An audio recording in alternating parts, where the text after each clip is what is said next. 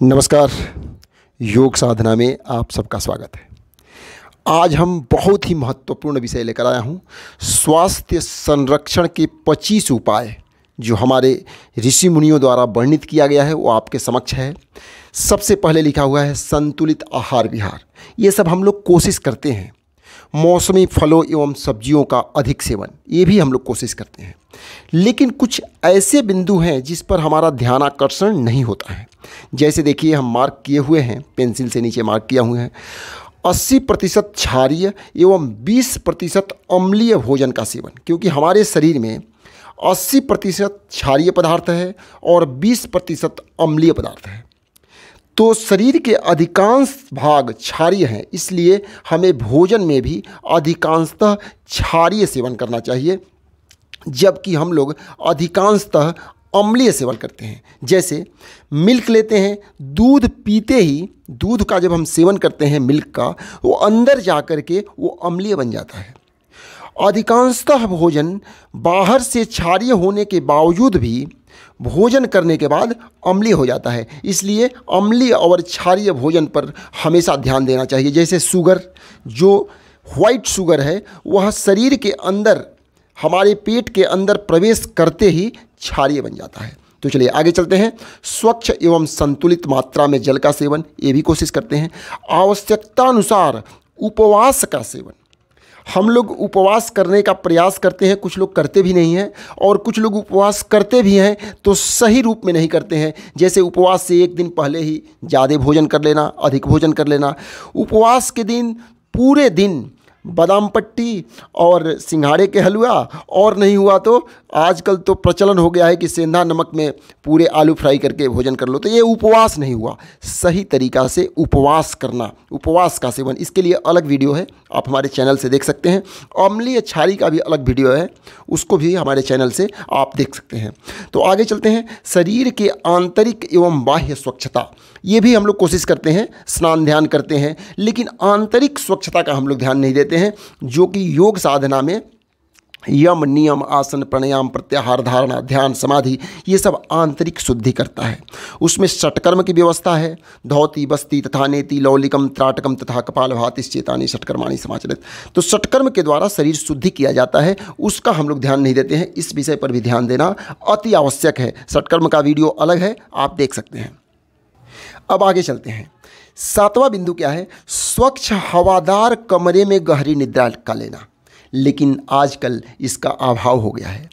जो लोग घर का कंस्ट्रक्शन भी करते हैं तो घर इस प्रकार से बना देते हैं कि घर में हवा और प्रकाश का प्रवेश ही नहीं होता है, वह आपके शरीर के लिए बहुत ही घातक है। इसलिए स्वच्छ वातावरण में जीवन यापन करना बहुत ही ज़रूरी है। शारीरिक श्रम एवं आवश्यकता अनुसार विश्राम करना, हम लोग न ही शारीरिक श्रम कर पाते हैं और न ही विश्राम कर पाते हैं।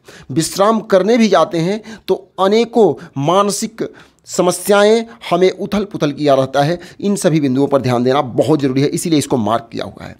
पंच तत्वों का शरीर में संतुलन बनाए रखना, यह थोड़ा कॉम्प्लिकेटेड है, मीन्स जल, पृथ्वी, आकाश, वायु, अग्नि का संतुलन बनाना। उसके लिए अलग से आप वीडियो देख सकते हैं या संपर्क कर सकते हैं। प्रकृति की शरण में अधिकाधिक जीवन यापन करना, देखिए इस पर मार्क किया हूँ। हम लोग सोचते हैं कि केवल एसी में रह करके या बहुत ही साफ़ सुथरा फिनाइल से साफ़ कर दिए, बहुत सारे आधुनिक युग में भौतिकतावाद में हम लोग जीवन यापन करके समझते हैं कि हम बहुत ही बुद्धिमान हैं। लेकिन हो सकता है कि कहीं मैं गलत हूँ, लेकिन ऐसा मेरे को लगता है कि प्रकृति के शरण में अधिकाधिक जीवन यापन यदि आप नहीं कर रहे हैं, हवा में नहीं टहल रहे हैं, धूप में कुछ धूप का सेवन नहीं कर रहे हैं, कहीं भी प्रकृति में यदि आप नहीं रह रहे हैं, हमेशा घर के अंदर पैक रह रहे हैं, घर में हवा का प्रवेश नहीं हो रहा है, मीन्स प्रकृति से जितना दूर भागेंगे प्रकृति आपसे दूर भाग जाएगा और आपका जीवन जीना दुर्लभ हो जाएगा। आपके शरीर में फिर प्राण नहीं रह जाएंगे। प्राणायाम की दैनिक अभ्यास करना, कोशिश करते हैं लोग, कोशिश करना चाहिए। सूक्ष्म व्यायाम एवं योगासनों का नियमित अभ्यास करना। सूक्ष्म व्यायाम का एक पुस्तक है जो मैं बता दूं, धीरेन्द्र ब्रह्मचारी के द्वारा लिखा हुआ है, या त्रिनेत्र राजीव जैन का। इस दोनों पुस्तक में सूक्ष्म व्यायाम बहुत ही सूक्ष्मता से छोटी छोटी बातों पर ध्यान देकर के बनाया हुआ है, उसका अध्ययन करें और सूक्ष्म व्यायाम अवश्य करें। अब चलते हैं। यथासंभव धूप का सेवन, यह मैं नहीं बोल रहा हूँ, यह ऋषि मुनियों का वचन है। आपको जरूर धूप सेवन करना चाहिए, लेकिन तीव्र धूप में नहीं जाना चाहिए। गर्मी के मौसम में सुबह का ही धूप सेवन करें, अन्यथा धूप का सेवन गर्मी के मौसम में ना करें। यह बिंदु लिखा हुआ है, लेकिन इसको मनन करना है, समझना है। चलिए आगे बढ़ते हैं। ये सभी बिंदु बहुत ही शोध करके बनाए हुए हैं। नंगे पैर घास पर प्रातःकाल टहलना, मीन्स खाली पैर बिना चप्पल जूता का घास पर टहलना, यह हमारे शरीर के लिए बहुत ही लाभकारी होता है। सकारात्मक विचार इत्यादि सात्विक भावों का विकास करना, नकारात्मक विचारों का परित्याग करना, प्राकृतिक एवं स्वाभाविक हंसी का अभ्यास करना। देखिए कितना मुख्य बिंदु है।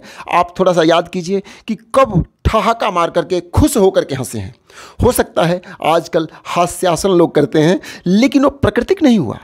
आप थोड़ा याद करें कि कब प्राकृतिक रूप में ठहाका मार करके हंसे हैं। कोशिश करें कि ऐसे वातावरण में रहें, ऐसे लोगों के साथ रहें जहाँ पर दिल प्रफुल्लित हो और अंदर अंदर खुशी का मुस्कान हो।